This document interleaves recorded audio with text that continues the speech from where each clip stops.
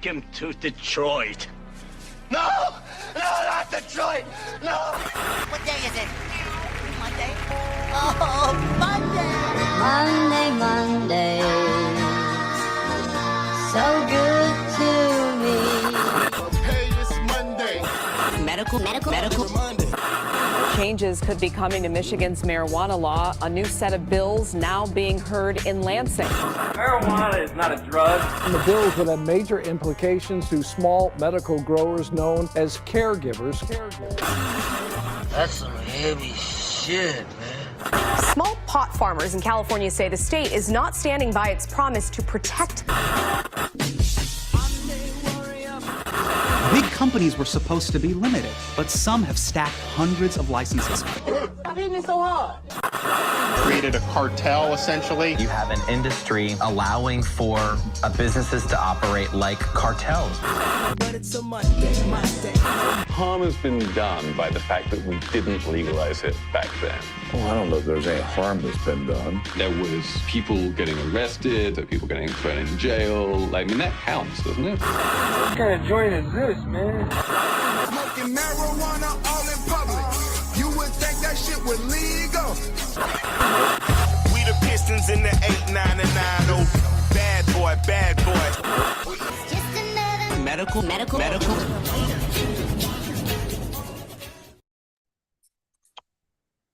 And welcome Medical Mondays, y'all. This is your host with the most, THC in his motherfucking bloodstream, BERG. Of course, we got a returning panelist with us, Adam L. Brook himself, aka Mr. Hash Bash himself. Hey now, what's happening? We got a returning panelist with us. What up, though, Jamie? Jamie Lowell in the building. Hey, nice to be here, as always. Let me give a huge shout out to all of our awesome sponsors. Huge shout out to Native Made 313, Michigan Turf Farms, Nugget Junction Extracts, Tiki Madman, SOB Labs, and Tree Street Packaging. Shout out to everybody who came through yesterday to the Give Back event. Some money as well as food got taken to the good folks over at First Step Women's Shelter and the Capuchin Soup Kitchen. Shout out to everybody who came through. I guess Adam couldn't come through because he shit the bed or something. What the fuck, man? All right, man. I wasn't supposed to say that. I wasn't supposed to let everybody know, but Oh man. sorry. It was expected. There was already rubber on the mattress and the whole thing. It's not as horrible as it might sound. First of all, they were latex mattresses. But yeah, man. Next month, another Give Back event. It's gonna be the 4th annual toy drive Give Back sesh. And huge shout out to Foolish for coming through. Save the date now, y'all. 12/22/24. 2 p.m. to 7 p.m. Location will be in Detroit. If you know, you know. If not, holler at us. JSH Enterprises, as well as Nugget Junction Extracts, putting on this event. So come through, man. 4 years in a row. Hopefully it'll be a good turnout. We can get these kids some good, awesome toys. Don't try to, if anybody brings in some like toy bongs or something, that's not cool, man. They got toy bombs? Hey, they got all kinds of shit, man.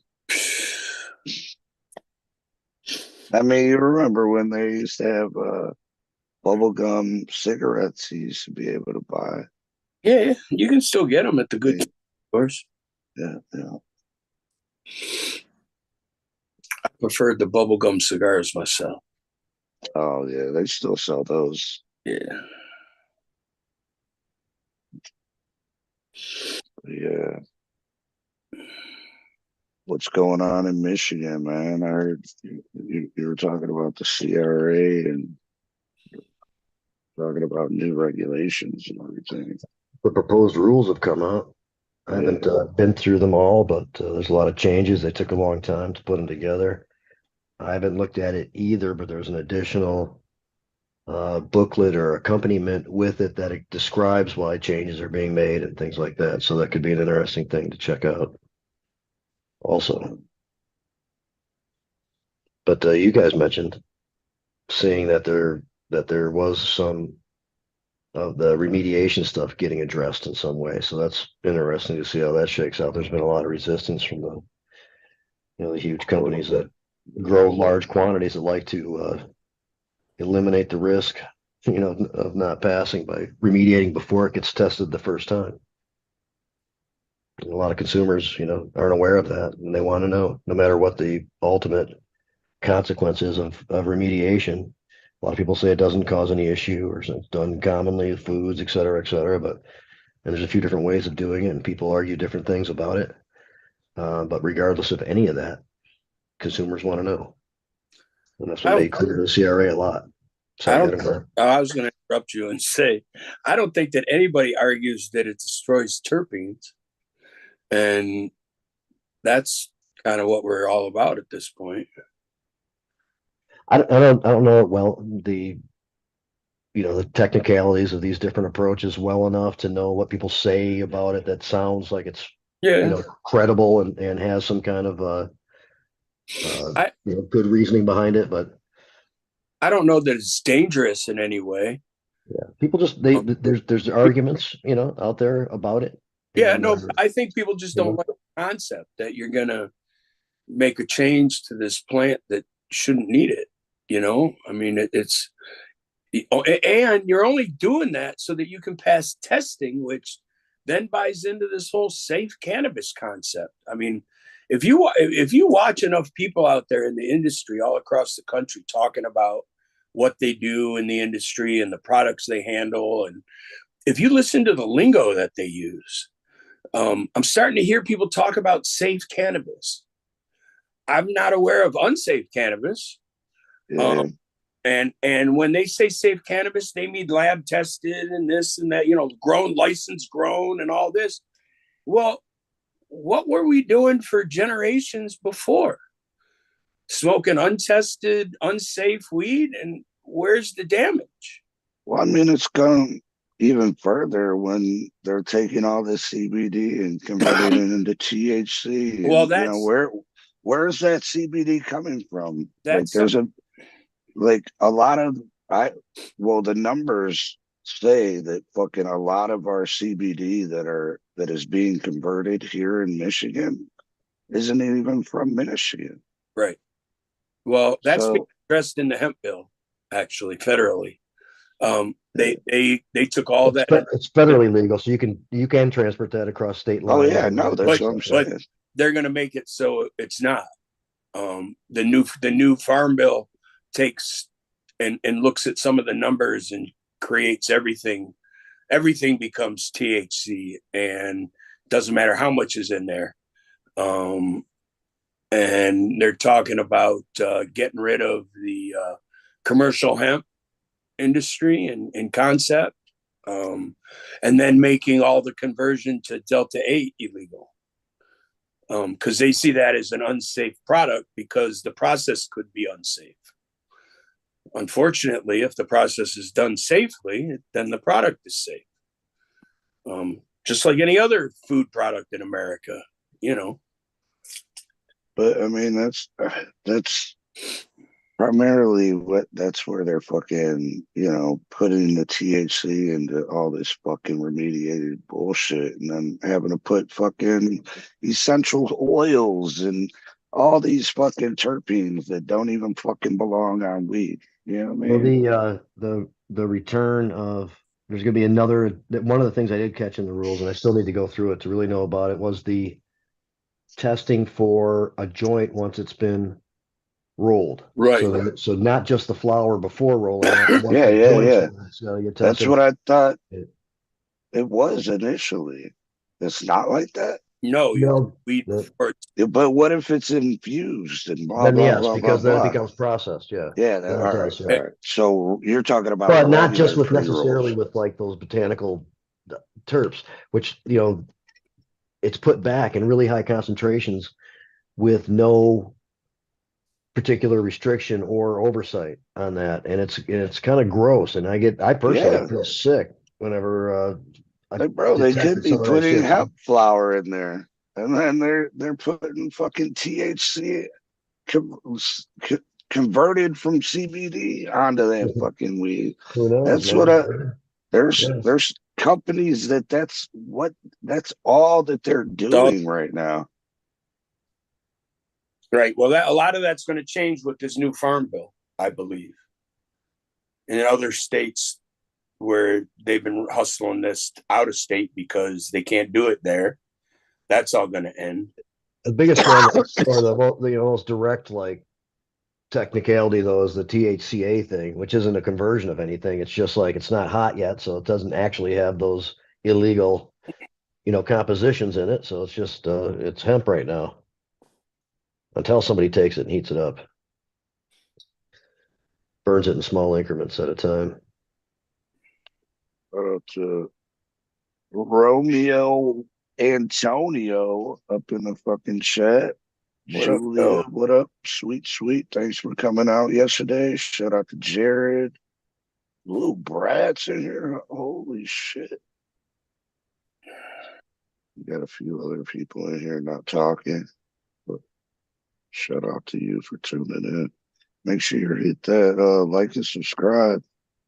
And everybody in the chat, let us know what you're smoking on, yo.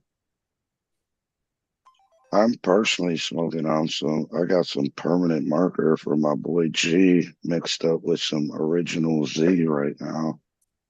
What do you got, Adam?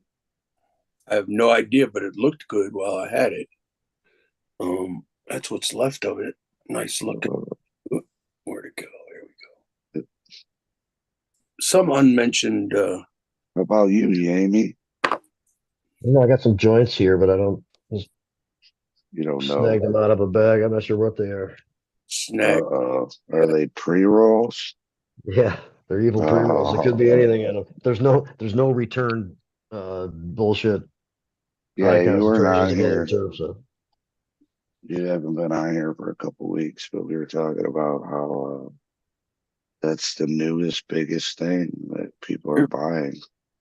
Over 46% out of nationwide, 46% of all purchased cannabis have been pre-rolls. That's because people can't roll their own joints. A lot of people like. I mean, I can roll joints. I still like pre-rolls if they're good. Though. I mean, that's if they're good. Yeah, that's the thing. I mean, that's the. And cones. Of course, I will smoke them if they're not, but I prefer them if they are. But even when it comes to smoking a cone over smoking a joint, joints will smoke if you roll it decently.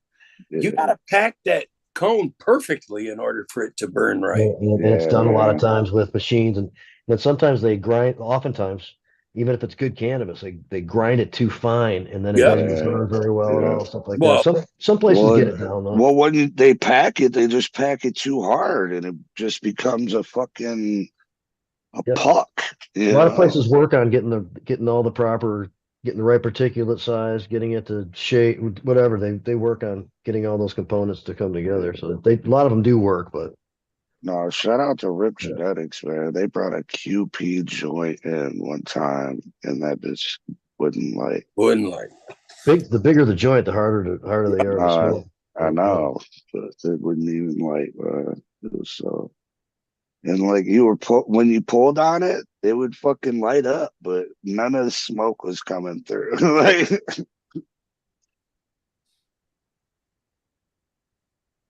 Those were the days. But I'm going to tell you that the joint thing is worldwide because I saw people from all over the world coming into coffee shops in Amsterdam just buying joints. A lot of them were buying hash joints because they like to smoke hash in Europe. And, These are people that were just picking up a quick one here or there on top of. Well, that's another thing. Do they put tobacco in their pre-rolls over there, or is it straight weed? You can get pures if you want. You can get wow sticks if you want. They have Spliffs. That's the hash is rolled with tobacco. I smoke cigarettes, and I would even. I'm like, well, that's a yeah. European thing. I mean, that's how it's always been there, and you can argue that, and they argue that they do it for different reasons. And we ask people, why do you do that? Some people, it's about making the little bit of weed they have go farther, and other people were like, well, that's just how I learned to smoke weed. Some people like it like that. Yeah, I can't even stand a tobacco wrap on cannabis. That bugs me. I always ask, why would you want to alter the flavor of the weed? I can imagine why it started in the first place. Yeah, I haven't really had a hemp. I haven't really had a hemp derived wrap either that I've enjoyed. Like I personally like tobacco, like leaves, like using those as blunts and a lot shit. of people do, man. A lot of people do. So that's good.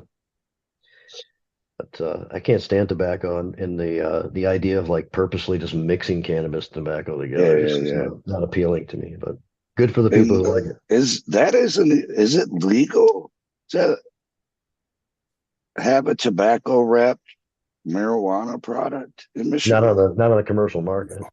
All right. It's legal to like make one and own one. Oh yeah. And smoke one. Yeah, you'd have to have a tobacco license to do that. You couldn't even do it then. There's no combination of this stuff yet. Right. Well, yeah. I mean, well, you could actually sell like the shell and then have it free. So you just slide it in. Oh, no. Out of a cannabis store. Well, you can at a head shop, right? Yes, if they have a tobacco license. Yeah. But yes, you can. It's specifically prohibited from license.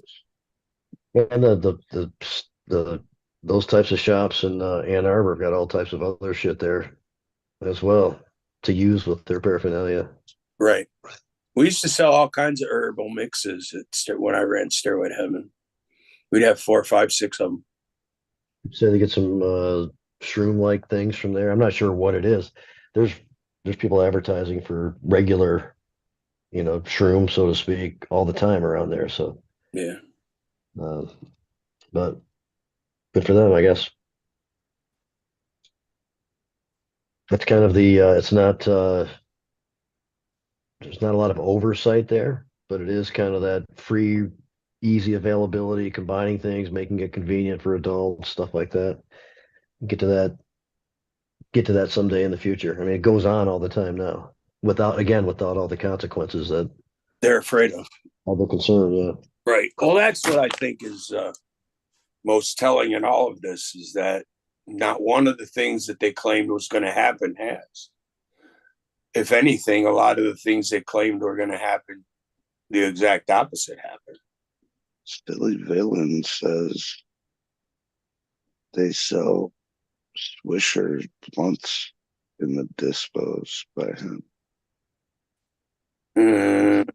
Not legally.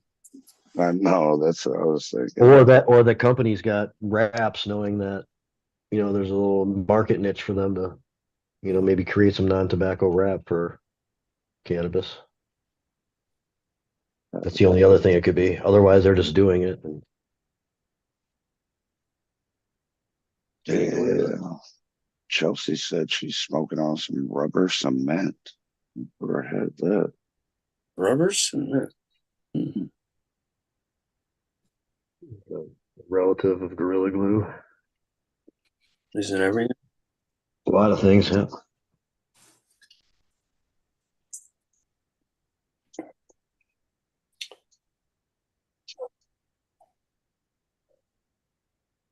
So yeah, that's what they're saying in this article. Illicit marijuana imported CBD targeted by new rules from the state regulators.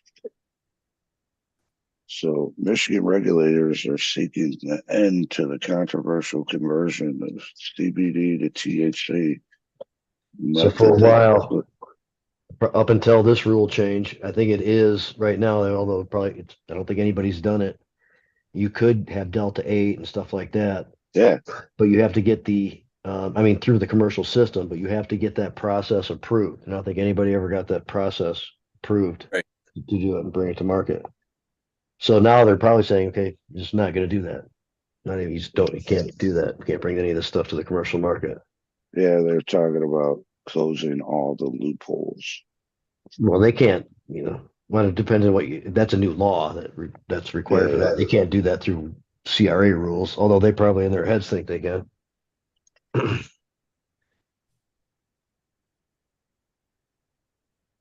I mean, all loopholes as far as, the metric licensing system goes, maybe, but.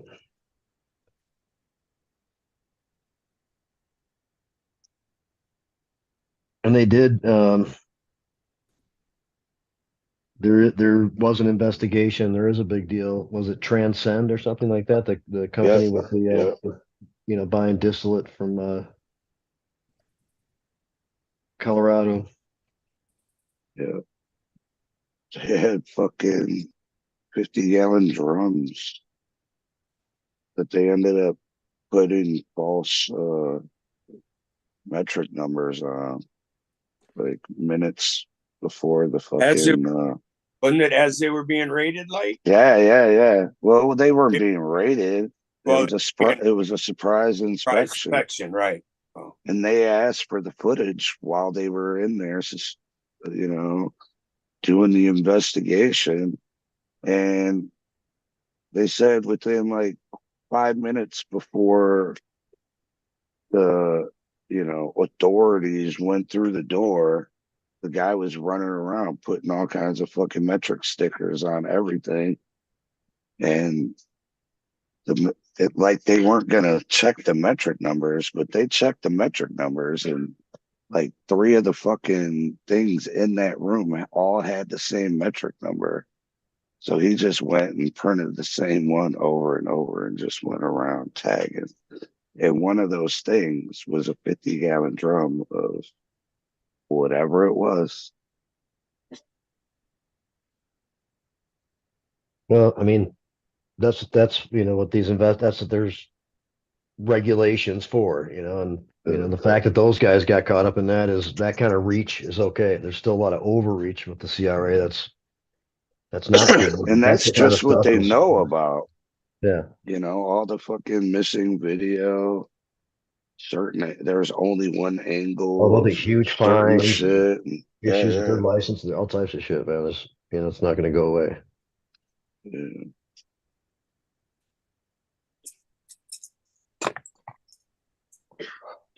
Some of that shit, I mean, I hate that it's becoming an actual industry. You know what I mean? Like, it's almost like these motherfuckers make so much money that it's cheaper to just break the rules and pay the fines.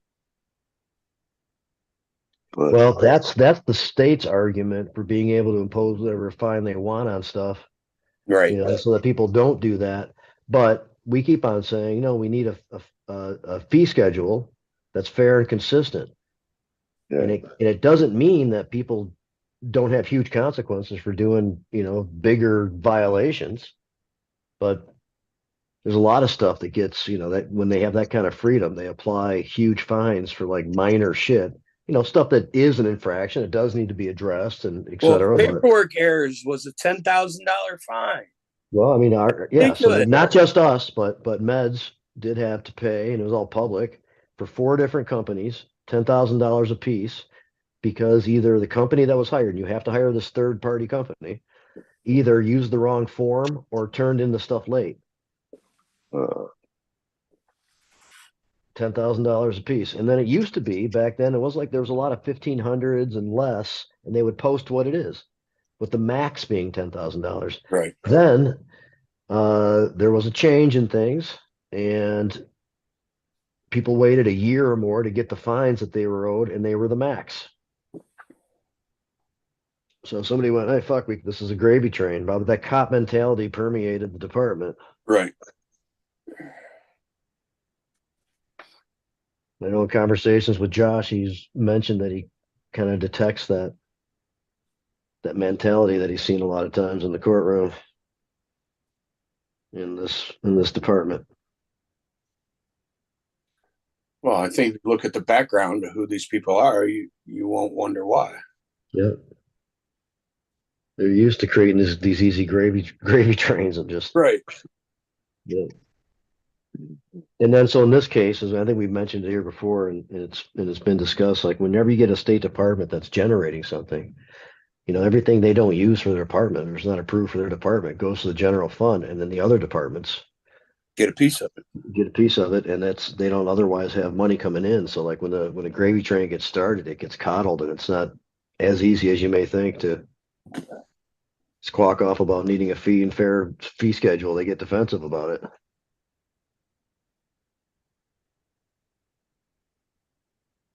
Yeah, that doesn't surprise me. So the convention's coming up next week. MJ BizCon in Vegas.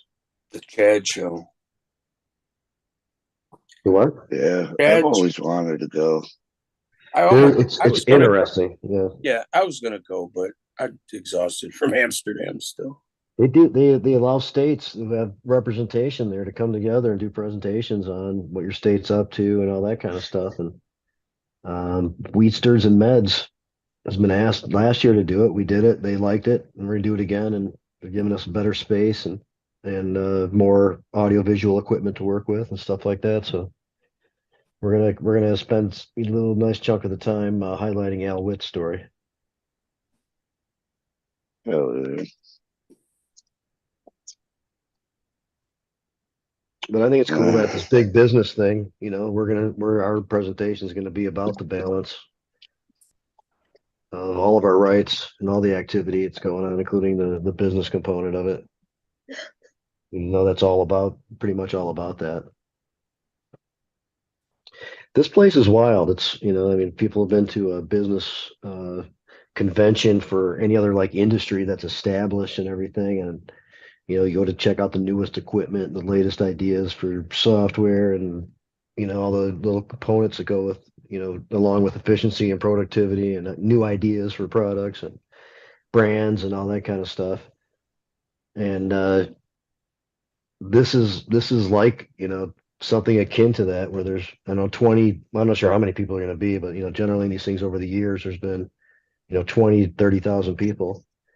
And these huge displays of all automated equipment and, and all that kind of stuff. And some ways it's kind of gross and overboard, but it's like the mediation machines. Everything. Like everything there. I'm just trying to see. I'm not sure if I remember seeing those too much when I was there, but I'm sure they were. Their companies are there. They do. Yeah. I wasn't looking out for that kind of shit, but yeah. Sure, no, sure. yeah, but I would totally want to go talk to them and ask them how they're. That's what I'm saying. If you talk to a lot of people, you hear about how it does nothing except for just make sure it's safer, and that kind of stuff. So my point earlier was I didn't want to, don't even have to argue about it. I would just want to talk to them about. I wonder how big the Michigan market is. Yeah.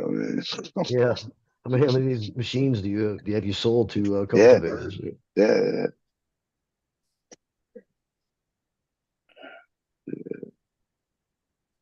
Yeah, man. Fucking price of an ounce in Michigan has went down so much, man.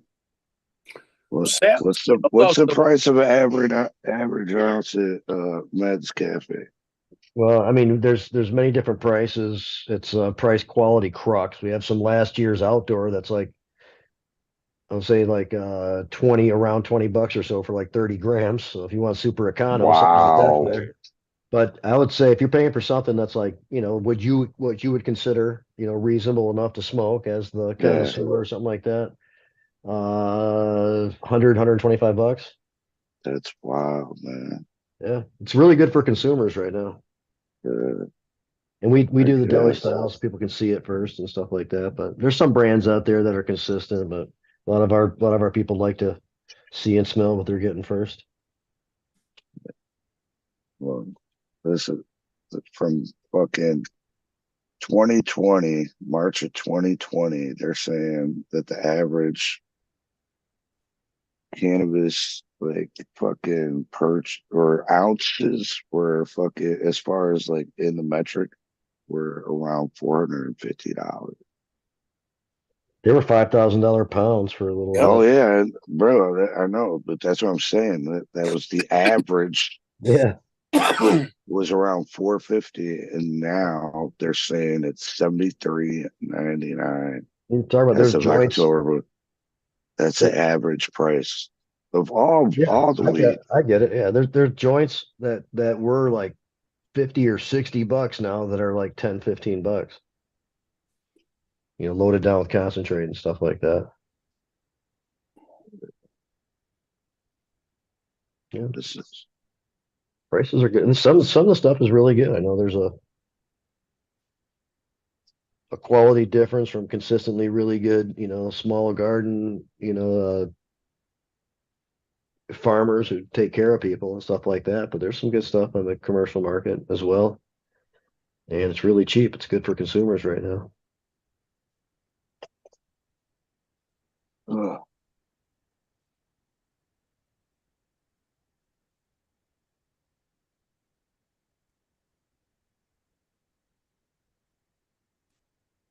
It's just disappointing, man.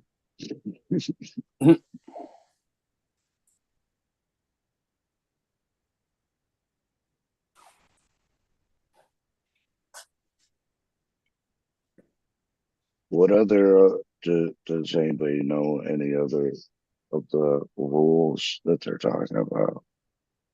Well, one thing of interest is kind of specific to us, you know, because I know Josh has kind of been leading the way and trying to figure out how we can do deliveries, but instead of using a car, mainly in terms of Ann Arbor, using like an electric bike. Have you ever seen like Kevin Spangler's Boober tours, those carriages he makes and stuff like that with those electric motors and stuff?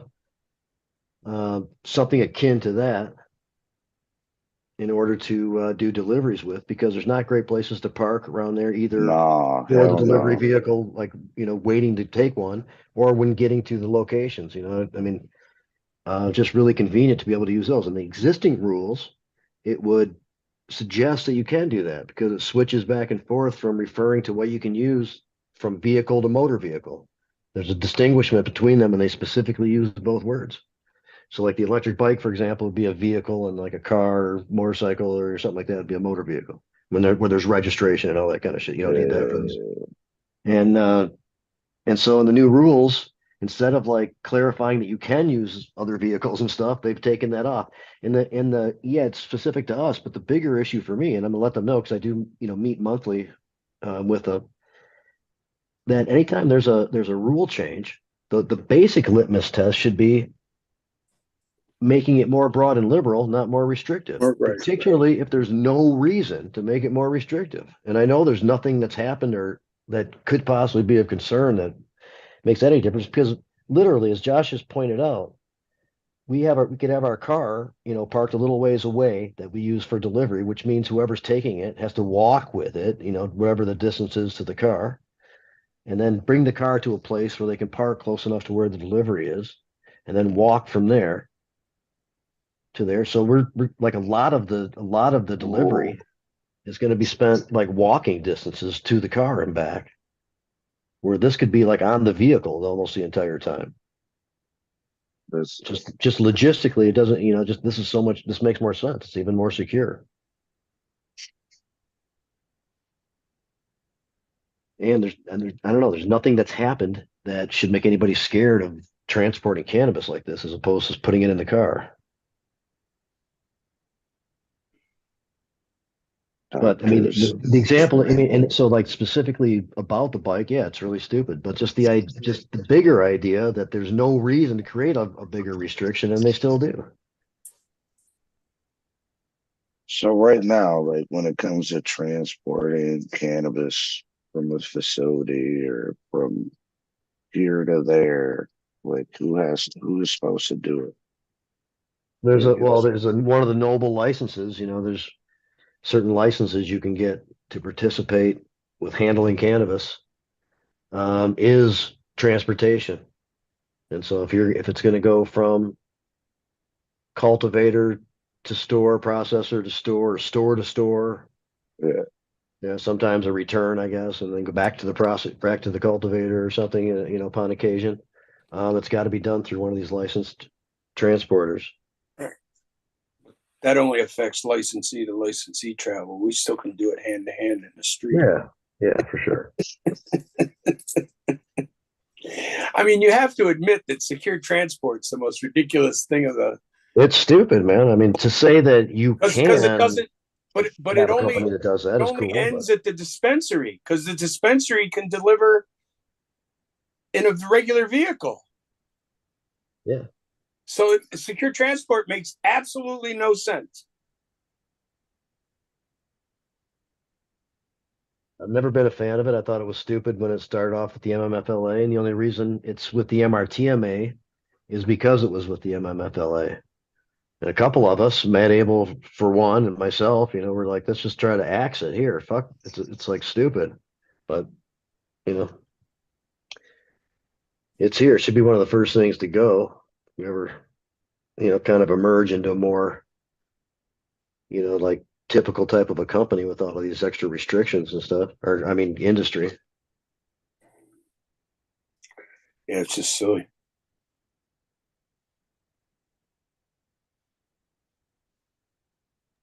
Which I thought it was funny, because there's a lot of people in the cannabis industry that only touch weed that belongs to other people, and would never have gotten involved in the weed game except for that license.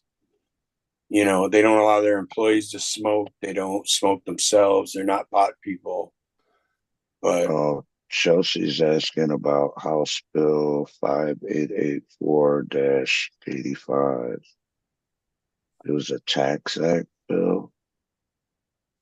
Does anybody know about that? I personally don't. I don't. She specifically saying Jamie. Yeah. If I know what it's about, maybe I heard about what's happening with it, but I hope it's not a surprise for me. It would suck.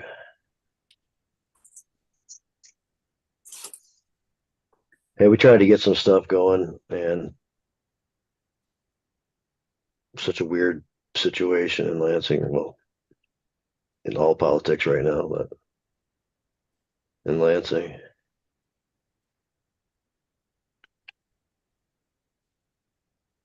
Nothing outside of kind of a strict agenda that they wanted to accomplish really got much attention. Yeah, but that might a bunch of.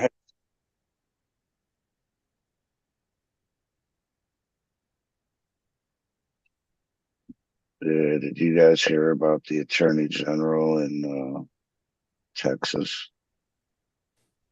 He's suing Austin, San Marcos, Killeen, Elgin, and Denton cities, all in Texas, because all these cities are being lax with cannabis and changing the law. So, you can't search people's vehicles if you smell marijuana anymore, and all this shit. And what else?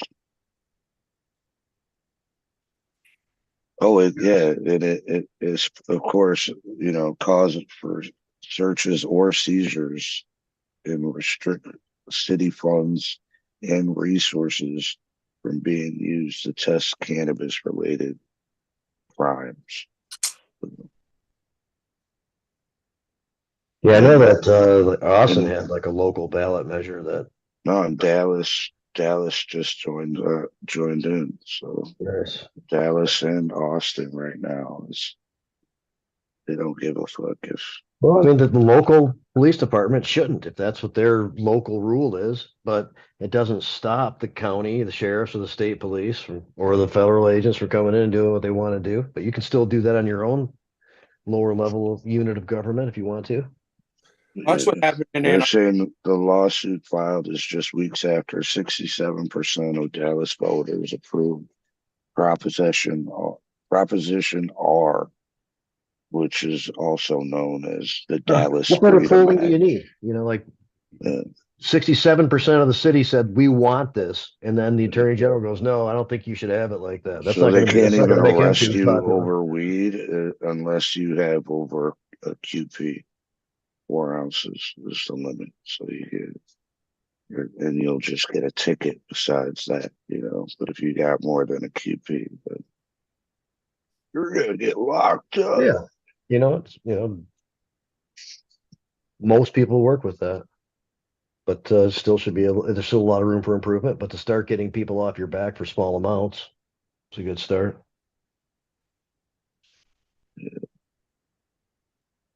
Texas, it's cool to be talking about this even in Texas. Moves the No, ball. definitely.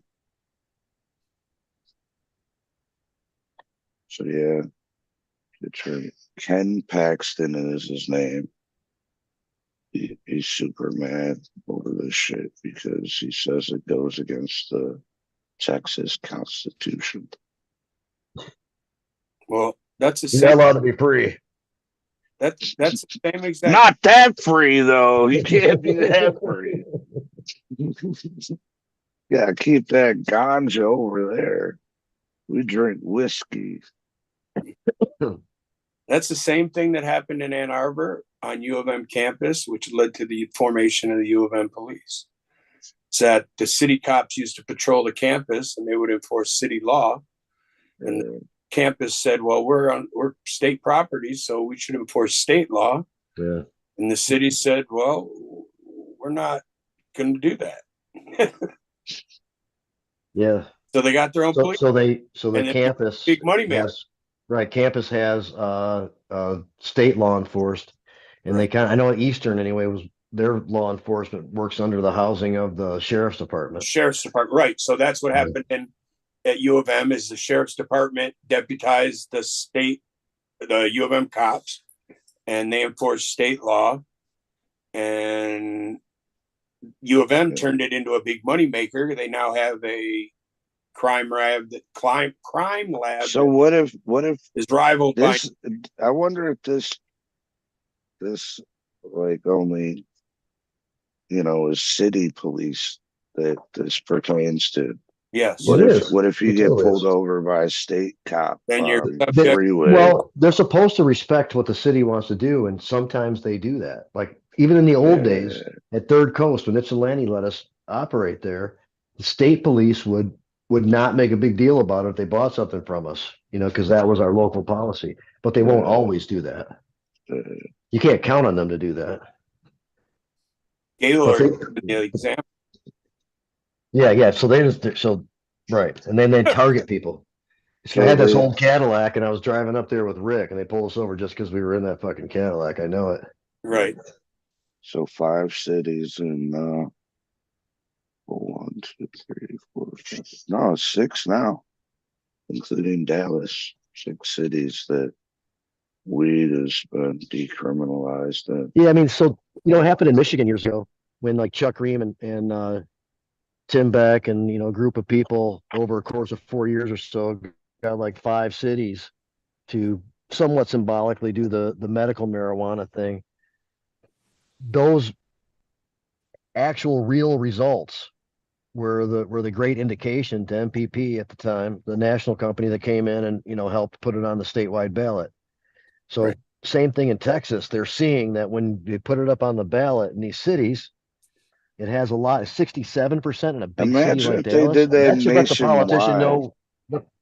What if they actually let the whole nation fucking vote for what we want? I don't know what it would be, to be honest with you, man. There's a lot of backward ass still shit that goes on, but I don't know.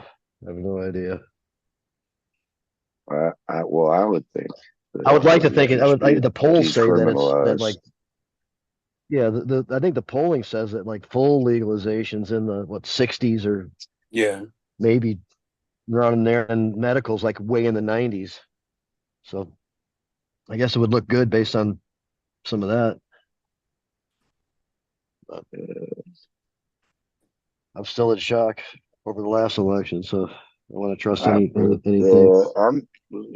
That's another question I wanted to ask you. We talked about it before, but what do you think now that Trump's elected? Like, where do you think it's? Well, it's really scary. It's not just like, I've heard so many people so nonchalantly be like, oh yeah, they both suck or whatever, and it just like really bugs me because it's a different like stratosphere of things, of considerations, I'm just talking about weed right now. Like, where do you think weed is going? Because I mean, what if they do reschedule it to 3? Wouldn't that messes everything up? Yeah. Well, I don't think. Well, I mean, I don't necessarily agree with that. I know that there are people who think that. I mean, I don't agree with it either, but so it should either come off or to do what ASA wants to do, which is create a new category, a 6, where it's housed under its own department. Necessary though? Why? Right? Why are you giving them that kind of control? Well, it's only necessary. It's only because you take it away from the DEA and everything, and it's only for medical. And one of the big reasons is because while there might be enough people that will move it to 3, they're not taking it off right now. So if you took it to a place where it still wasn't associated with the DEA and legal consequences and things like that, and nullified that, that'd be a better move. But taking it off's the thing. It's just not likely to happen. It probably is going to go to 3 before it does anything else. But at 3, there are some things that are improved. Yeah. I mean, either side shouldn't get a fucking benefit. But the thing is, so I don't trust that once things really get going, because it has to be accompanied with a legalization federal law of some kind. And the devil's always in the details. And so far, the shit that we've seen hasn't been all that awesome. And like I would think, for one thing, that this wouldn't be high priority for the weird shit that's going on. And I was going to get to that after I bitched about, these concerns for a second. And then if it is, just as we've seen so many times before, there's going to be jockeying for position and for certain groups, certain money interests and that kind of shit to be able to benefit from it the most in some way. And whatever that looks like at the end, it could be a shitty legalization thing if there is one. But I just have a hard time thinking that it's going to remain a priority or much of a consideration at all as things get going. Well, our RFK Jr. is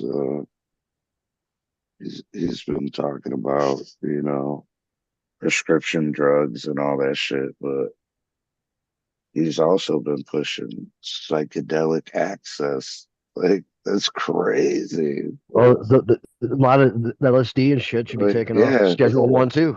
Yeah, but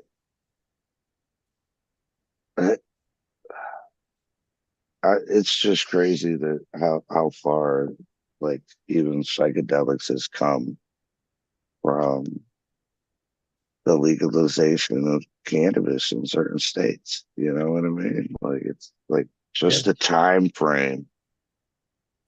Cannabis has helped to pave the way. I mean, it's a different thing, obviously, but the discussions and the processes and things like that are all really similar.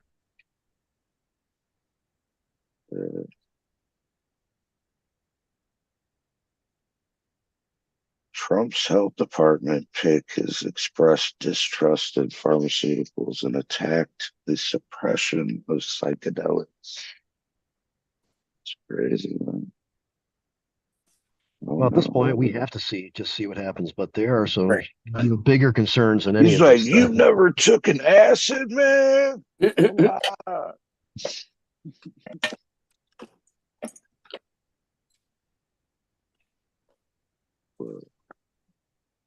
going to add an ayahuasca experience on to the end of the curriculum for all our healthcare professionals. Right, there you go.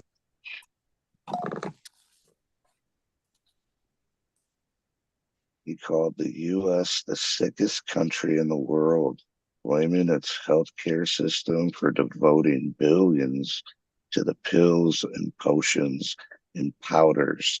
I agree. Like the fact that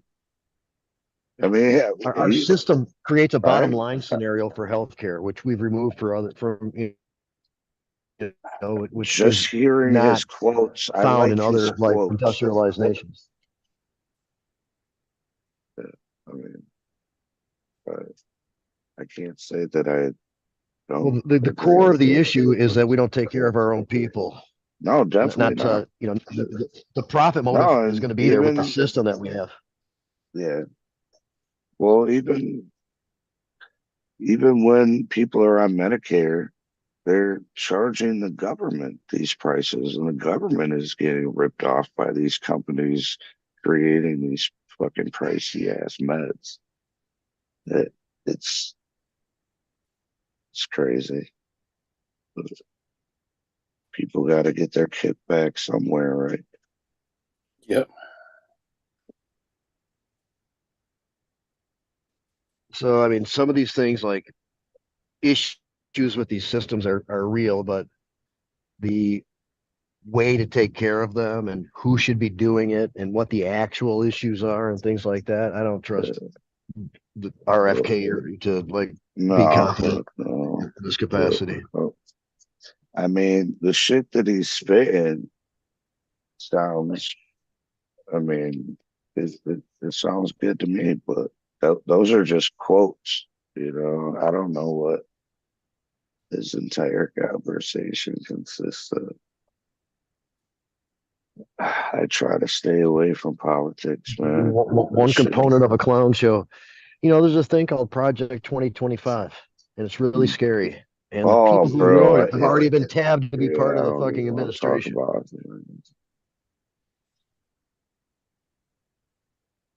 Any plant, potato, rice, etc.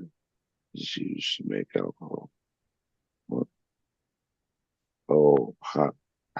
No, yeah, she's talking about hops and everything like used to make alcohol. No, it's not. You can't fucking smother this potato and get high though. No, there's a problem with that.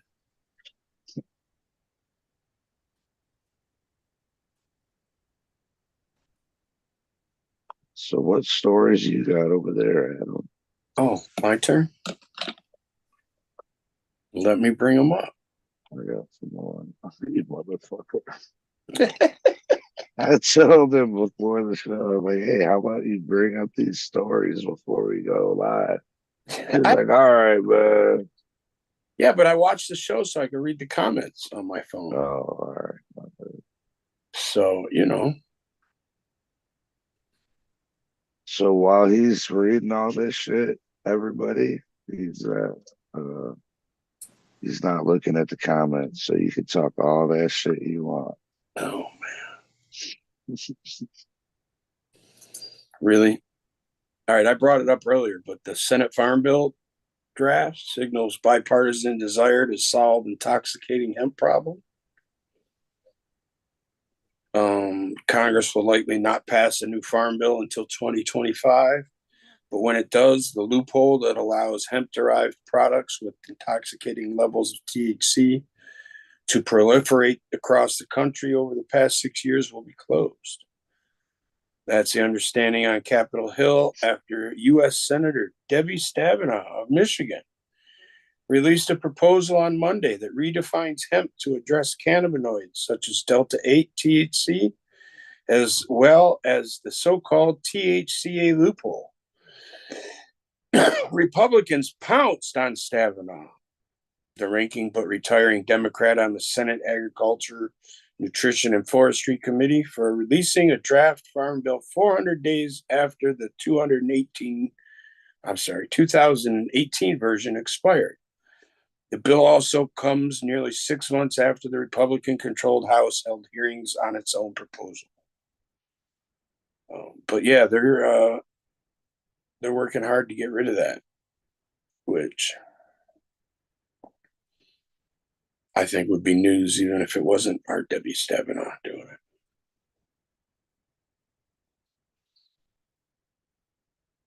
But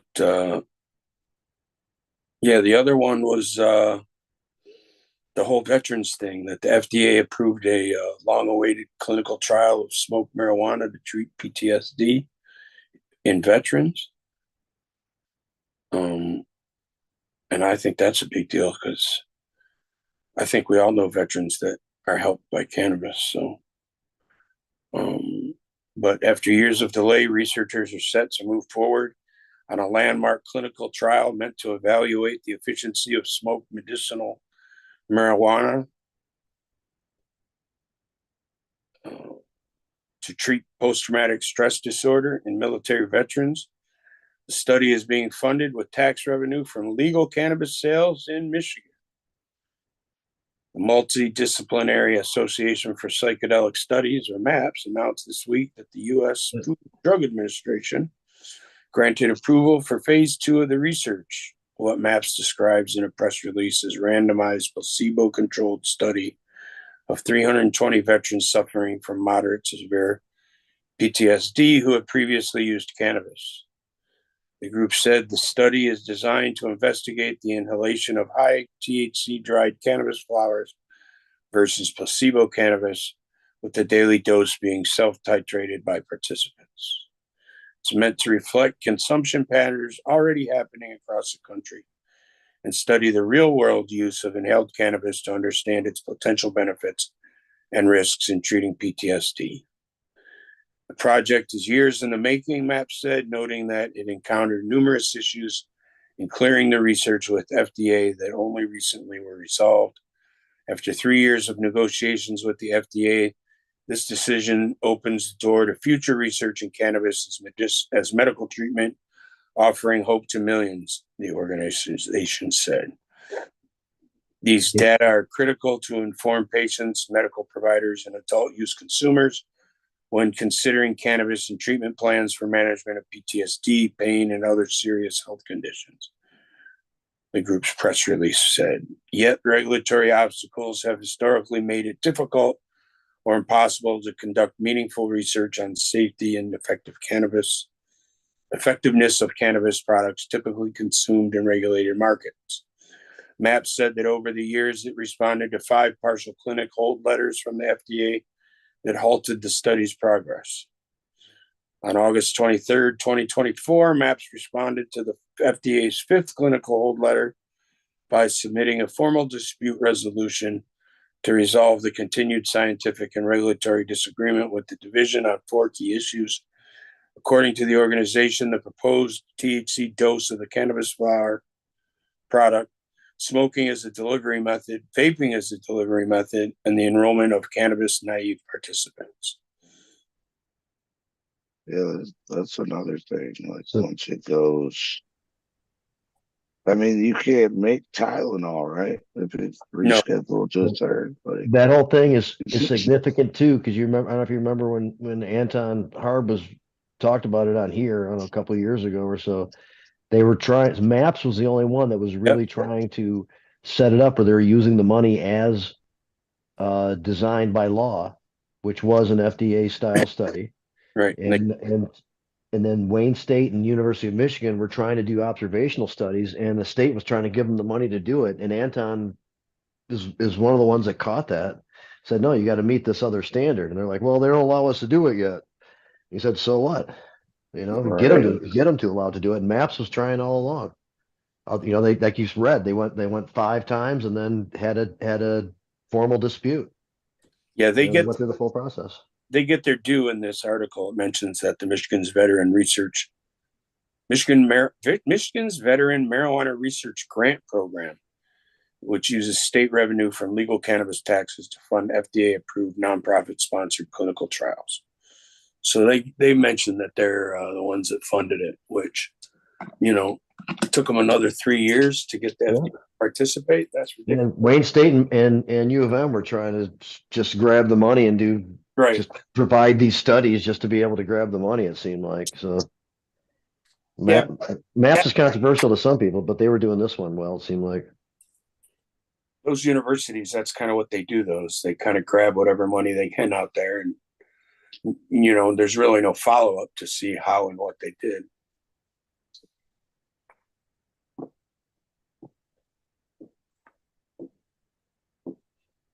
So the DEA denies collusion allegations ahead of cannabis rescheduling hearing. And it goes on to say, all these cannabis activists are trying to get in, and only 25 people are on this list. And well, these are the allegations. It says the DEA administrator Ann Logan unlawfully designated 25 participants to this hearing. The DEA engaged in lawful communications with prohibitionist group Smart Approaches to Marijuana. SAM. That's what they're calling themselves. That's Kevin Sabbath's group. Yeah. Ahead of the hearing, and they went out on like a fishing excursion and shit. The DEA may not serve as a proponent of the cannabis rescheduling ruling hearing since the agency itself did not propose the rule. That's another argument they brought up. And then the fourth was the DEA is compromised and should be barred from any further participation in the hearing process, which I don't see happening. There was this case in Southern California in the federal district, and the judge allowed testimony on this kind of stuff. But from the DEA? Yeah, from the reasons why the DEA are wrong about their position on keeping scheduling and other things, to do with cannabis. And a lot of really great stuff got on record. And then at the end, the judge said, okay, we're not going to take this issue up in this court right now. But after allowing all that, do you remember that, Adam? That was probably maybe 6-7 years ago now. I should look into that. Yeah. But this stuff's been hanging around out there for a long time. Like really solid information that really refutes the ridiculous position that is officially taken now. Listen, it was a federal judge that said that it was the safest substance known to man. Andrew Young, and not Andrew Young. And supposedly the DEA isn't even like giving out the full list of the 25 people. Yeah, so they've always they've liked the position of being in total control over it. Obviously, don't like to give that up. Well, it used to be a money machine for them. Oh yeah. Now they got to figure out how to get that money back. Yeah. You either get a chunk of the new federal tax revenue, right, or just have a smaller department, or worry about fentanyl.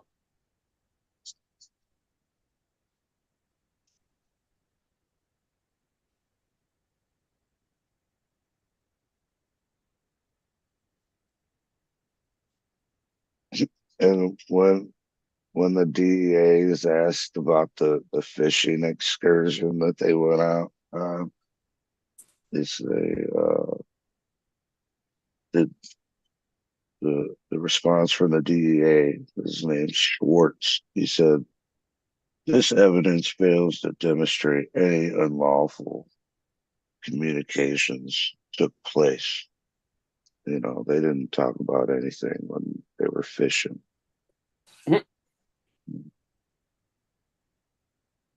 Whatever, man. Shit's wild. So you're not supposed to do that stuff to even give the impression that stuff could be going on. Right.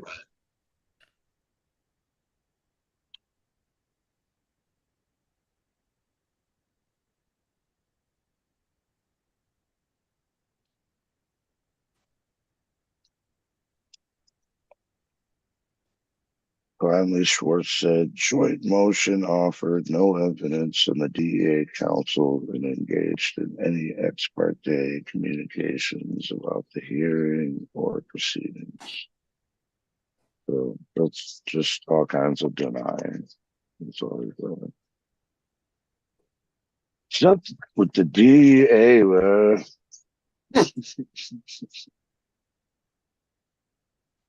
They're getting real mad over it changing or what? Well, yeah, they lost their cash cow. But I mean, it's just going to be moved. They're still going to get money from it, wouldn't they? Not like they used to. No. Yeah, It's such low hanging fruit for investigations and stuff, man, especially with the asset forfeiture stuff. Right. Yeah.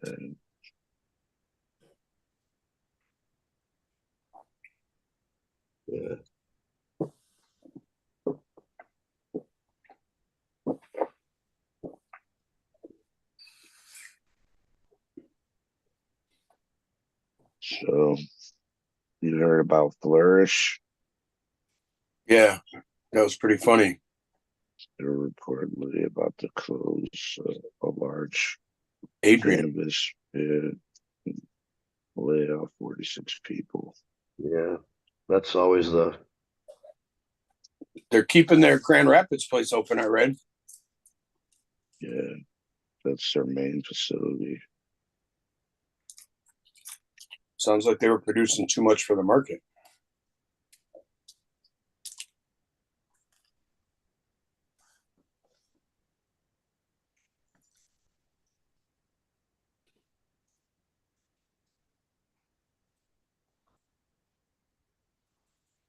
Yeah.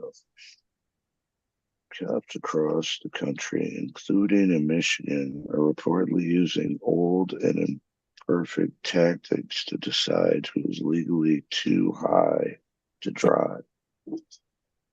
That includes the same road tests used to decide whether you're drunk, except without the precision of a breath test. Oh, they used to say, you know, you can't heard really about tell. that new swab that they're doing, right? Like they're calling it the same day swab. Is that the, there's the this pilot company thing? Remember that they had that came pilot out. thing for 5 counties for a while with the swab thing? Yeah. Well, they're only companies in Michigan are using it now. It's just for the same day smoking shit. You know what I mean? So it's like a swab that they use, and then they fucking basically swab the inside of your mouth, you know, and throw it in a test tube or some shit, seal it up, and send it off to a company. And supposedly that company can tell you smoked weed, you know, within hours or some Yeah, shit. so what though? So I mean, for what? Well, I mean, they're talking about doing it for, you know, as far as like accidents and, you know, all that shit. Yeah, but that doesn't do anything. But I'm just talking about in Michigan. Well, and they're starting to implement that shit in Ohio. The state boys are gonna start getting them bitches. So like, if they suspect you of driving high, you know, I'm just wondering if they think you're high, blah blah blah blah blah. They take that swab, and like, what happens to you while you wait for the results? Are you like arrested and your car impounded? You know, like, I don't know. It's just well, so they in Michigan anyway, they shouldn't be getting to the point where they're doing anything like that until after you've done something objectively, you know, reasonable for them to need to start an investigation. Right.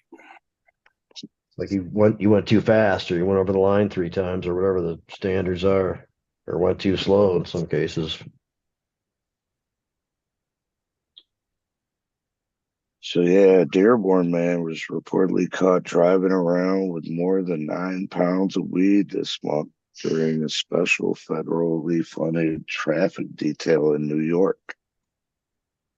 He faces felony charges for allegedly having possessing way more than the legal New York state limits allows, which is only 3 ounces.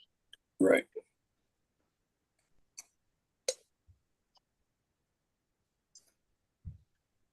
Damn, Dearmore. He was just driving around trying to sell fucking facts. They don't tell you that he showed up there with 200 pounds. He was down to his last 9. Right.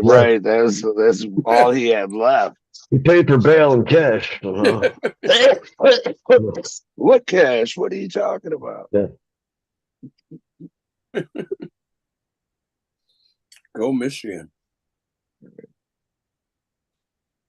So yeah, as far as the city of Detroit, what about like in Ann Arbor? Like the city of Detroit, they're reportedly advancing on the new ordinance prohibiting the advertisements for marijuana and something else too. And e-cigarettes. E-cigarettes, right. I thought that was kind of interesting. Like Breeze and all that shit. Right. I just thought it was interesting that they did that together. I can't imagine that the media organizations that own the billboard. What about gas stations and shit, though? They sell them, they sell the Breeze there. Yeah, but you won't be able to advertise that on the billboards. Oh, all right, just the billboards. Right. We have a guy that's got a store near us that hires the plane with the big banner on the back of it to fly around over campus. Oh, yeah. I don't know if that will qualify under whatever this is, but they're talking about 1,000 feet within 1,000 feet of sensitive locations, including child care centers, schools, libraries, and parks. So highways are not one of them. So as long as you're not near a school. Well, hopefully grade school specifically, not just school. Right. Like, how is there all kinds of advertisements all around Ann Arbor? I can just imagine. I think there's some billboards and stuff. Like I said, there's that guy that does the road and shit like that. Well, I have a bunch of yard signs made with our logo and name and address and phone number and website on it, and I take them around and put them by all the exits and shit like that around the highways. Yeah, but that's different, man. I'm talking about like a billboard. They're out there, yeah. There's people who use the billboards, yeah. And there's the guy that that does that plane thing. He does a bunch of other shit too. I don't know everything, but that he does. But yeah, he's got a couple billboards on 96 at Ann Arbor. I see him. And I understand what they're talking about, the proliferation. I see it, but I'd be shocked if the media companies don't stand up against it, because they're making big money off of this. Especially now they got digital billboards and they can put up multiple options. And what about those fucking trucks that those assholes got that drive around with fucking digital billboards on the back of those pieces of shit?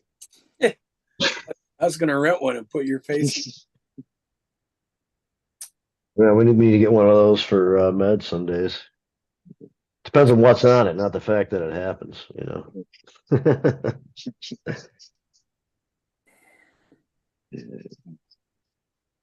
No, I didn't realize that that was coming in from Ann Arbor locally. I really wasn't aware of that. We don't really do that anyway at Meds. It's not that we kind of do a little more direct engagement. Yeah. But well, the city of Detroit did a hot button issue. Yeah. They were hey, remember Metro Times was saved. I mean, I know that Third Coast, we did some good advertising with them, and a bunch of places did. And they were hurting, in 2009, 2010 or whatever, 2008 maybe, probably 2009, 2010 more. And a bunch of companies, cannabis companies kind of saved them. So I think you're right, like the media companies that are getting good, consistent business out of this, should be concerned that And what's the reason? Here's another time Well, where I'll we tell can you what. say, what's the problem? I'll tell you what the reason is. Children, you teach them how to read, right? But you teach them how to read before you teach them how to think. So the problem is that little kids are reading these billboards to their parents. Right. Doesn't matter what they say, but their kids saw the weed billboard and repeated it to their parent. Now their parents like, well, there's a lot of those. Yeah, but that's still not based on a real $75 for a OZ, Mom. Right. Mom, you're overpaying. I saw you. You gave that guy $200. Smoking the weed, Mom. Smoking the weed.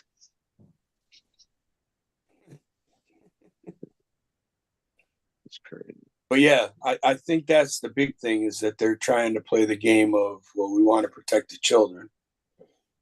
And again, there's no harm being done to the children. Yeah. Just like when the children get your gummies, there's no harm being done to the children. They just trip out for the day. Well, that's, it's irresponsible to.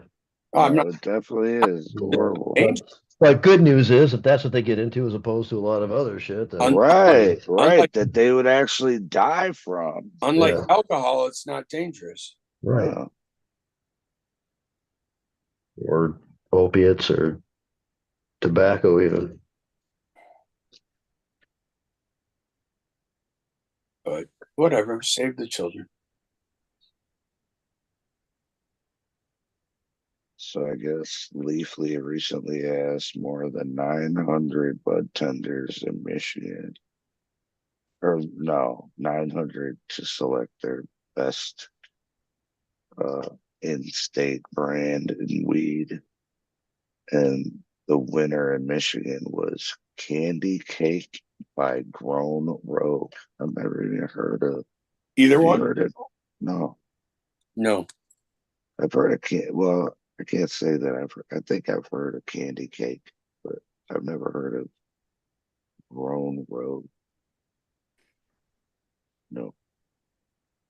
But supposedly that's what all the bud tenders look like here in Michigan.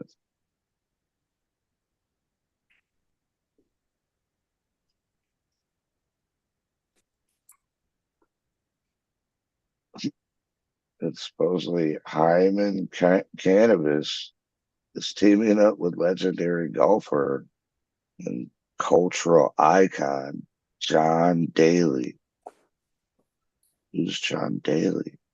Alcoholic that played golf, heavy. Oh, hangs out with Kid Rock and shit. Yeah. Oh boy.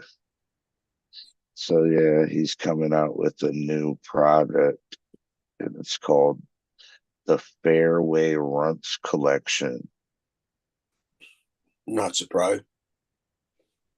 I think Is he from Michigan? No, but I think he did one of Rick Antos's golf events. So it includes joints, disposable vapes, gummies, hash rosin, and more. And that's going to be his lineup. Oh boy. Well, I just about guarantee you he actually uses those products. Right. Man, shout out to our boy D-Mac, man. I talked to him. He's coming out with this brand. I forget who he teamed up with this time, but supposedly he said he got that fire. So hopefully he can come on soon and talk about it. Legacy. Legasea. And they've been at like events, they've shown up with a bunch of snakes and stuff, and they're building a huge aquarium. Oh, no way. And stuff like that. Oh, shit. Yeah, it's been a minute since he's been on the show.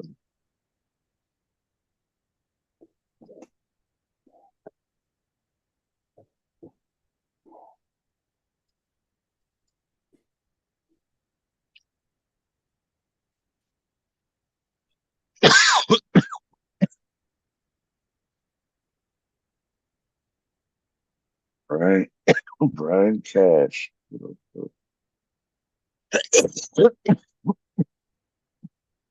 That a farm? What up, though?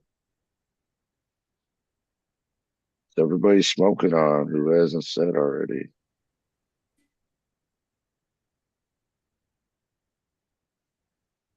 Neither of these guys in here know what they're smoking on. I'll go look to see if I have a clue. That's pretty funny. You're right.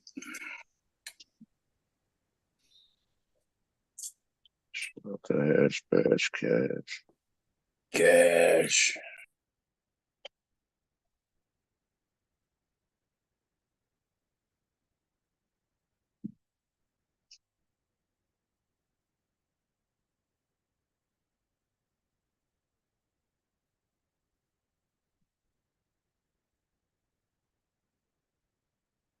Man, I thought he had something on his Facebook about his brand. Maybe not.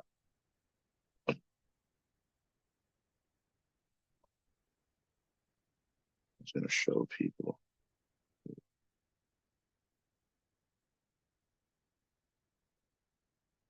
Maybe. Oh, I think I'm on his personal page that he don't post stuff.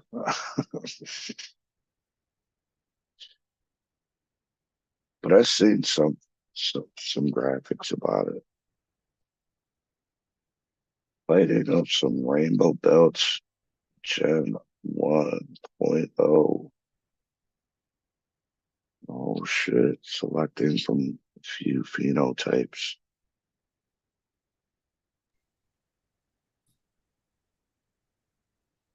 Yeah, so many people deal with fucking at least the people I know, they primarily fuck with clones. Yeah. There isn't a lot of pheno hunters out there anymore, unless they're actual breeders.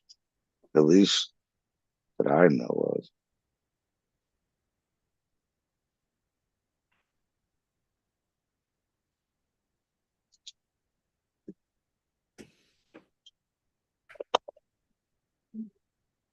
I wonder if there's anybody out there in the metric market still fucking pheno hunting. Do you think so? No. They're happy to grow whatever they can get their hands on, I think. Unless Like they're there should be some kind of like special clause for like pheno hunters. They should be able to grow. Because a lot of it won't even be, well, I don't know. I guess it would vary strain to strain. my friends, the strain hunters just did a 102,000 plant pheno hunt in Thailand. Who did? The guys from the strain hunters, the guys that own the greenhouse in Amsterdam. Oh yeah. Yeah, 100 and what? What? 102,000 plant pheno hunt. 102,000, and that was just one. Yeah, but how many strains were there? They were only looking at a couple strains, but so out of that, there was only a couple strains. Yeah, Well, few strains, but they were looking for the they and makes all the difference in the world.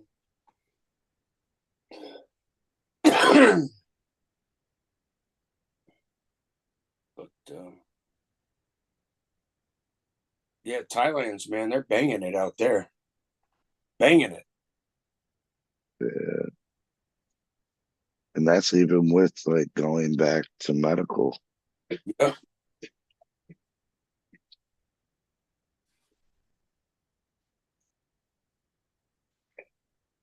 No, my tattoo artist went over there with his fiance. He's over there living it up right now in Thailand. Yeah. He said the lodging and the food and everything is like super cheap. Super cheap.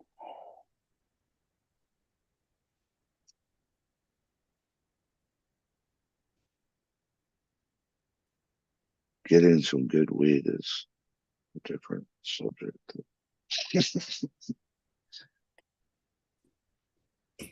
Yeah, you got to know who to deal with. Is my understanding.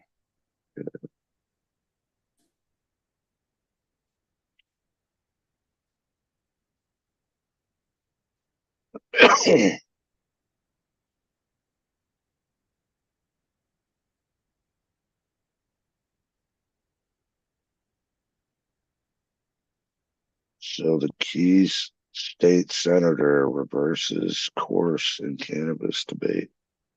So Daryl Abbas said we had an opportunity to legalize marijuana last session, but that window has closed. I will not support the efforts to legalize cannabis and would likely vote against such legalization. So he was for it at one point. Yeah. But now he's just being spiteful, or yeah. He had a change of heart. Well, it's probably the reasons why it got dismissed. It doesn't even go into, the reasoning about it. But I thought it was legalized in New Hampshire, but it's still medical, or what?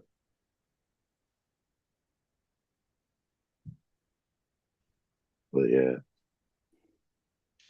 he reversed his course on cannabis. Yeah.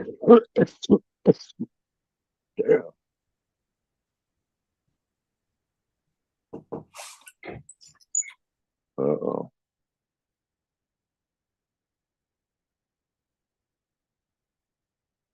So have you heard any thing going on with the weed industry here in Michigan besides the numbers of units going up and the prices going down? Supposedly we're second to California now.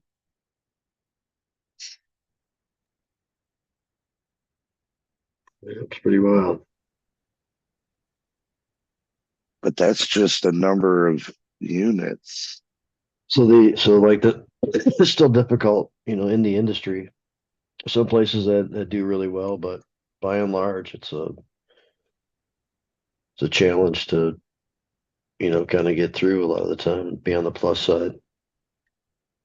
Margins are kind of thin, and that's good for the consumers right now, but there's still a lot of stuff shaking out the industry at large and waiting through some of these it is crazy how much is like out of state business to me. It's like, there's people that come into our place from, where we are, there's people from all over the world that come in because we're right on a corner where the law school and the business school and some other, parts of campus, but there's people specifically from like Ohio, stuff like that come up and get cannabis, even though they have their program going now. You get 2.83 grams instead of an eighth. Well, right now they were saying that it's 5 times more expensive for legal weed in Ohio. And they're just saying, "Oh, keep calm and keep buying and da da da da da." Ohio's pretty upset over Michigan taking out of their business. Well, the way to do there's that people is, on the other side of the state that come from, they come from Chicago and they come from Illinois, Indiana. Yeah, exactly. Yeah. And they have billboards on that side of the state. And one of the reasons we have casinos in Detroit is because, they were rocking right across the river in Windsor. Yeah. And we're like, hey, we better keep some of that business here. And same thing for the states surrounding us. If they want to come up with something that's, creates a program that makes it better for their consumers. Well, I wonder how advertising is, because it's, as far as like in the mail, we got it here. in the mail. Like they sent out a fucking ad and shit. Came in the mail and everything. Like, how is that even? I don't know, man. I get ads on the front of my local newspaper, my little city newspaper that comes out every month. There's a stick-on ad to the outside. No way. Yeah. I've had that here too. Yeah, but I'm probably the same one or something because I'm in Ferndale where I live. Yeah, you get it. Yeah. And I'm always pissed because there's always a good article underneath it that I want to read. I don't give a shit about the damn coupon. But I also find it interesting to these people's money for an ad now, when years ago we would try to run an ad to promote something and they wouldn't want weed. You know. So I just Facebook gave me a credit for advertising, and I tried to put it up, and they're like, "Oh, not the advertising." That's funny. I guess I made a logo without a weedly fine. Yeah. Yeah. Oh, touchdown. Who's playing tonight? Tells you how much I'm paying attention, right? I don't know. Recognize the touchdown, but the Ravens and Seahawks, maybe. I don't know. No, it could be. Is it the Ravens and the Chargers? The Harbaugh brothers playing each other? Maybe that's what it is. Yeah, the Chargers. That was coming up. Ravens. Yeah. 29-16 Ravens. Well, his brother beat him last couple times they played. Also, Jim's lost to John. But this will be the third time, it sounds like. I remember standing in the audience when Jimmy was playing football. Yep, I think I probably went to a game where he was playing too. But I remember Anthony Carter playing. Yeah. Student tickets in the student section. Those were the days. I saw, as a kid, I saw Rick Leach. Yep. His quarterback, yeah. He went on to play baseball. He got busted with some pot. Yeah. At which point he was your hero. Yeah. I liked him before. That just cemented it.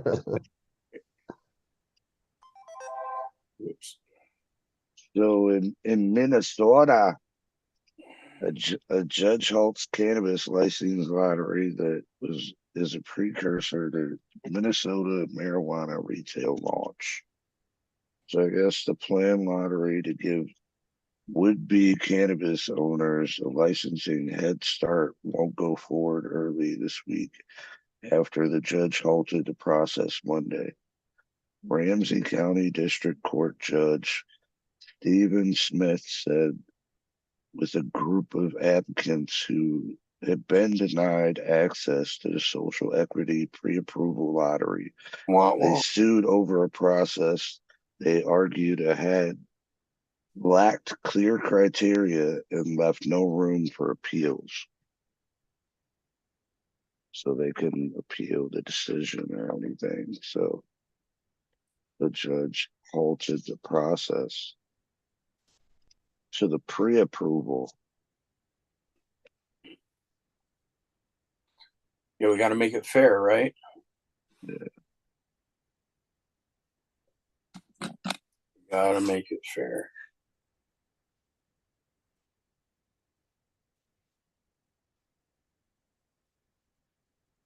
The state doesn't dispute that our client will suffer irreparable harm if this order isn't entered, and usually the main issue in the injunction, but it's not the dispute here. Our clients will be harmed. As I said, more than $1,000 harm on the OCM side is it entirely of its own making. That's what the attorney said to the judge. Talking about all these people paid licensing application fees. There were more than 1,500 applicants on the stage. The lottery was only narrowed down to 282. That's just crazy.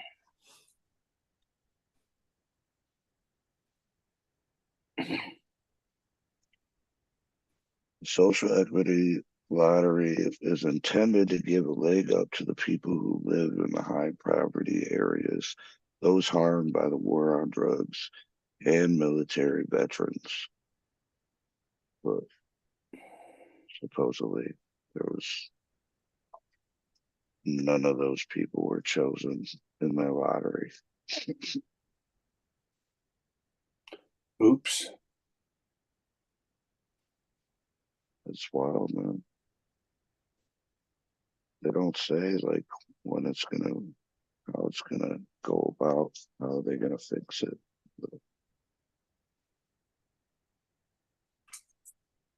people can still grow their own marijuana and give away small quantities. There's American Indian tribes who have opened their own stores, but the sales are limited to reservation land. So the Indians in Minnesota don't give a fuck. They're like, Nope. come buy our weed. Yep. Shout out to the natives. Right, right.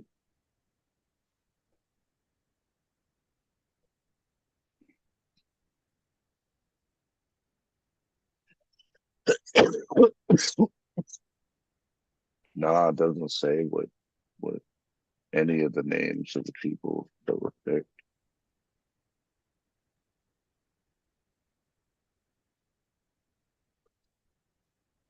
It just said over 1,500 applicants and only 282 were narrowed down.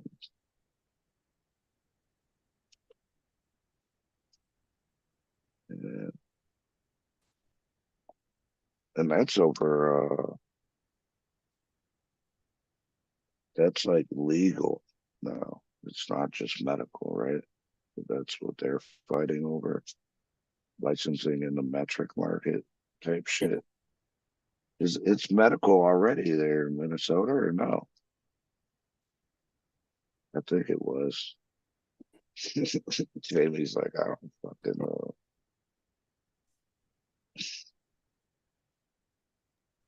I don't know what current laws are in Minnesota.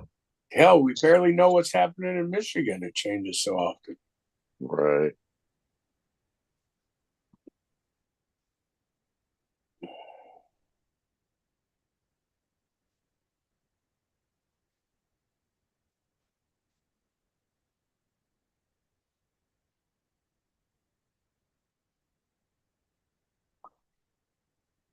Flag.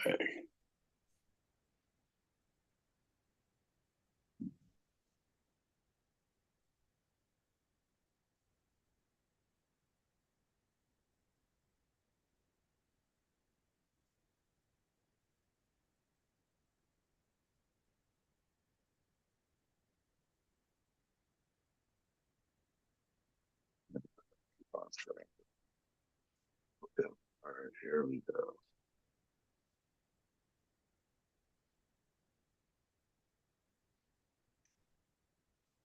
I think this is updated back.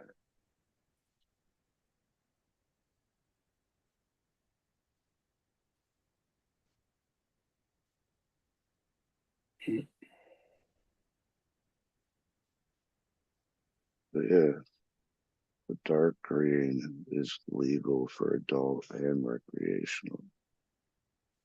Right now, it was only medical in Minnesota, but they voted for it recreationally now.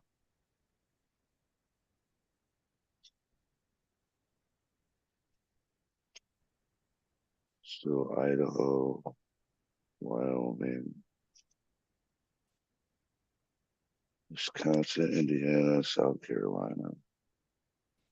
Yeah, but that Nebraska is killing people on the freeway. I know. They're killing it. I know multiple people that have gone to prison in Nebraska because they got stopped. I heard the same. But yeah, that's what it is right now. And still, like, I mean, even if it is rescheduled, like the state still gets say over weed and how it's sold or what. Yeah. They can if they want. I don't mind the federal government. There have to be accompanying like legalization, new bill introduced and passed with with that has a lot of those guidelines of what happens from a federal perspective, what each state can do. In one of the languages from like last session or something, it kept it where the states still had their own particular model, but it addressed like how to trade and would address how to trade between states and countries or whatever. Well, I have no problem with the federal government coming up with a tax for transporting across state lines, as long as it was a reasonable tax. And export all that. Yeah, like 1%, not 25%. They used to have federal tax. They used to have state tax stamps. They had federal tax stamp act. They just never printed up the stamps. You couldn't buy them. So why not issue stamps? And we got to go buy stamps to put on our packaging if we're going to transport it across state lines. I mean, why is the feds entitled to any more than that? Right. And then you're going to have 50 different state laws, unless there's states that go into little compacts or something that say, we're going to treat it this way. And this. Yeah, so Texas does have medical program. It's just only low dose. Right. Low dose THC. It's only tinctures and etc. There's no smokable flower in Texas. No. The same shit that's in Florida and that we were talking about, THCA, etc. That shit's all over the place there. No, I mean, I heard motherfuckers talking about like, oh yeah, that like once it goes Schedule 3, that nobody's gonna be able to smoke anymore. It's all gonna be vapes and pre-rolls and all that shit. It's like it's Schedule 1 now. I know. That's what I'm saying. All right. I know this sounds ridiculous, but so is Schedule 1 scheduling, listing it as a Schedule 1. And I'd rather leave it where it's at and let it sound as ridiculous as it is, because it makes no sense. Then for to years. That, for years. Then to admit that it should be a Schedule 3 with all the restrictions that then get placed on that. I'd rather have it be descheduled personally, and there's no reason for it. Well, it should be. It's just there's a first move when there's one. I have it's more likely to be a 3. This incremental step down, anything to move the narrative forward. That's not the problem. But people have to understand what they're doing when they move it to a Schedule 3. It's still a scheduled drug. It's still going to have some federal controls to it. And the DEA will still be coming after you if you break any of them. So, I'm just saying, man, you can't make your own Tylenol. But you can if you go get the proper permits and do it right. And the weed game's no different. You make your own aspirin, I think, with like willow bark or something like that. Well, that's different. What? Can you? Legally? Something like that. I don't know if legally. I don't know. But, well, I mean, I don't know. Damn, fucking shadies out there making prescription drugs on the side. Pharmaceutical but only. I didn't Just a joke. I didn't fight for 30 years so that Marlboro and Coca-Cola and I mean, they already got money. Won't get involved. Shit. All these motherfuckers got money in this shit. I know. I mean, I knew they were coming. I respect that. Bring it. Bring up the bottom or take us to the top. I don't care. Right. Land where you land. You're muted, Jamie, if you were trying to talk. I was just saying, it doesn't matter that they're involved, it matters how they're involved. Correct. Be a good player, I'm all for it. But I know they're coming. I wasn't fighting against them. I'm not fighting against them. Just bothers me that there's all these people that were duped into believing it was something it wasn't. And turned it into something it didn't need to be. But whatever. It's cool. I mean, I liked sitting in Amsterdam in the coffee shop and watching a continuous line of people all day. I don't know that there's any dispensaries in Michigan that have that. Continuous line of people all day long. And when you looked up and there wasn't a line, 2 seconds later, there was a line again. Some locations have that, like the border town places and stuff. Yeah, I can see that. So Kentucky held its first lottery for medical cannabis dispensary licensing. It's the first of 2 lotteries. How many licenses? They only did 11. 11? Well, they have 11 licensing regions. Right. Including all the southern and eastern Kentucky, with 36 Kentucky businesses receiving licensing to sell cannabis legally.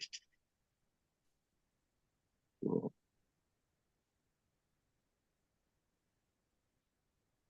they have 11 licensing regions. We have different licensing regions here. Or is it? No. Are they talking about counties or what? I don't know. I would think it sounds like they split the state up into 11 parts. I don't know that they only have 11 counties. The second drawing is going to happen in Louisville and Lexington regions and will take place on December 16th. So it's probably fucking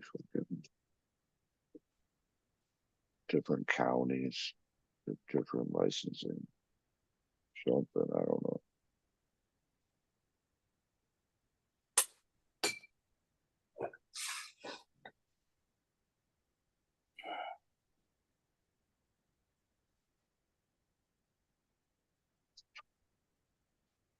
Mississippi says no to marijuana advertising of any kind. Who? Jacksonville, Mississippi. Oh, Jacksonville, Mississippi. Or no, Jackson, Mississippi. My bad. Medical marijuana businesses in Mississippi don't have the right to advertise on billboards. Good. Good. They don't get the money. Fine. Yeah. Trust me, these places are going to make millions. They don't need to spend their budget on that crap. You don't want them, you ain't going to get them. But they'll get their name out there. You can bet that. Oh yeah, for sure. They got to put by any means necessary. Right, damn it. You watch, they'll have people standing on the street corners with signs. Or they got a plane with a whatever banner, something so by.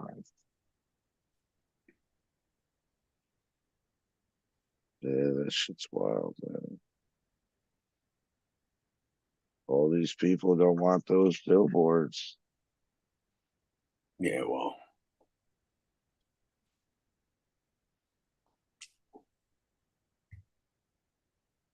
Just makes no sense. It's crazy what is allowed for billboards nowadays.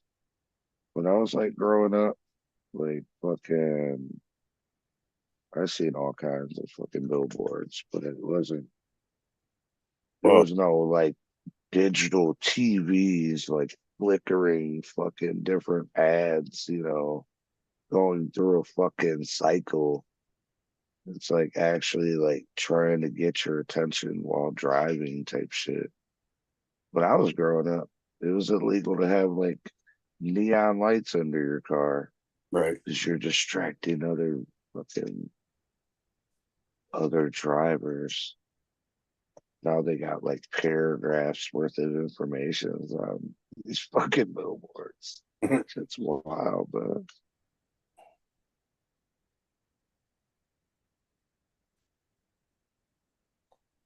There's just one, and it's on a side. It's on, well, I wouldn't say a side road or anything. It's a main road, but there's this one billboard by me that just like I gotta like squint my eyes every time I go past it at night because it's so fucking bright. Like advertisements shouldn't be able to like be that fucking bright, man. That shit's insane. It's not. It's not even because I'm high. I gotta squint my eyes. That's that new modern technology, man. Yeah, bro.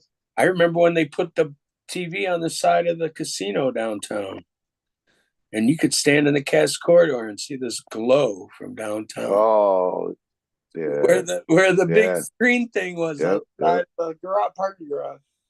Yeah, it's crazy. How bright that absurd.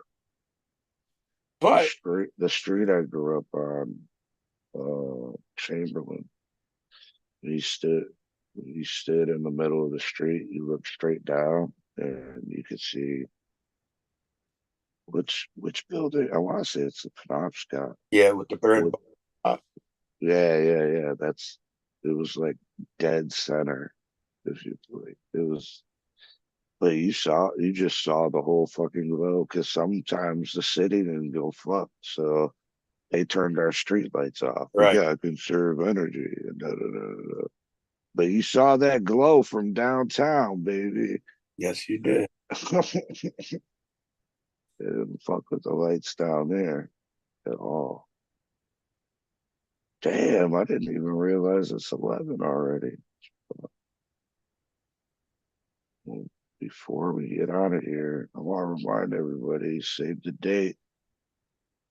Foolish is coming through to do a comedy sesh at this Toy Drive Get Back, brought to you by JSH Enterprises and Nugget Extracts. Shit, if any vendors want to get put on, let me know. Holler at Native Made. Save the date, y'all. 12/22 next month. 4th annual Toy Drive Get Back going on. Hey, you know what you didn't do? What? You didn't run the piece for getting your medical card. Oh shit! This is Medical Mondays, man. I forgot. But I'm gonna remind you right now. Right now. Go out and get your motherfucking card, y'all. One of those people you can holler at is Detroit Certification Center.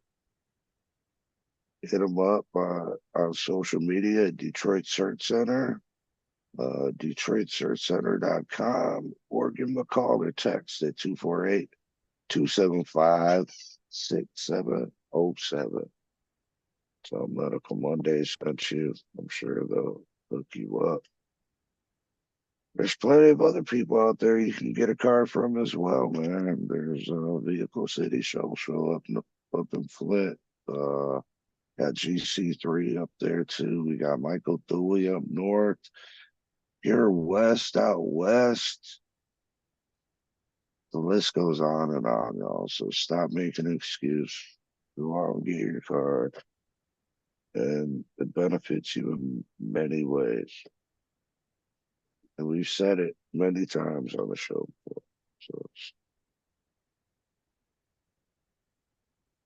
So yeah. Huge shout out to all of our sponsors. Shout out Native Made 313, Michigan Turf Farms, Nugget Abduction Extracts, Tiki Madman, SOB Labs, and tree street packages. Boom. A huge shout out to all of y'all out there, man. Still up in the chat. Make sure you hit that like and subscribe before you get out of here. And enjoy the rest of your Monday, Peace.